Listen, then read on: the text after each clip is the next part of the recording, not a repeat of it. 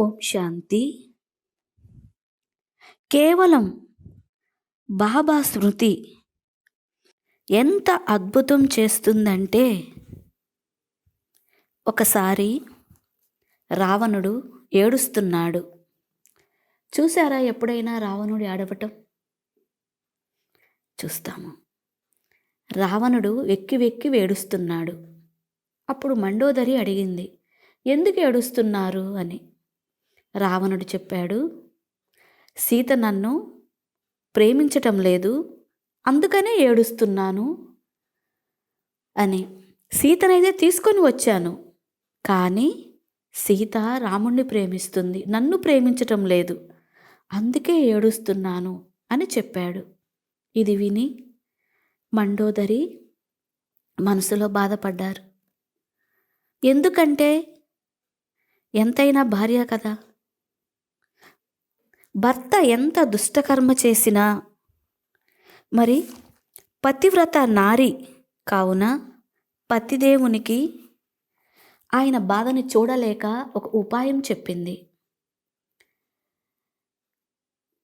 ఒక పని మీరు చెయ్యండి, రాముని వేషం వేసుకొని మీరు సీత ఎదురుగా వెళ్ళండి, అప్పుడు సీత మిమ్మల్ని ప్రేమిస్తుంది అని చెప్పింది. అది విని రావణుడు ఇంకా ఎక్కువ ఎక్కువ ఏడుస్తున్నాడు. నేను మీకు మంచి జరగాలని చెప్పాను, మీరు ఇంకా ఎక్కువ బాధపడుతున్నారు, ఇది ట్రై చేసి చూడాలి కదా అన్నది. అప్పుడు రావణుడు అన్నాడు, మండోదరి, ఎప్పుడైతే నేను రాముని వేషధారణ చేస్తానో, వేషధారణతోనే నీవు తప్ప ప్రతి ఒక్క స్త్రీ నా సోదరిగా, నా తల్లిగా కనిపిస్తున్నారు.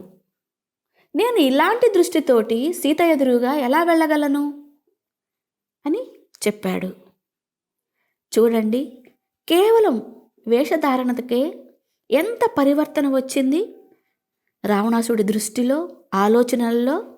అందుకే బాబా మనకి పదే పదే చెప్తూ ఉంటారు, నన్ను స్మృతి చేయండి, నన్ను స్మృతి చేయండి, నన్ను తోడుగా ఉంచుకోండి, నాతో కంబైన్డ్గా ఉండండి అని.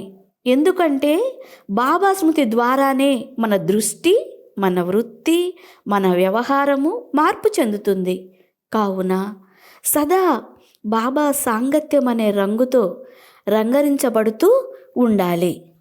ఓం శాంతి.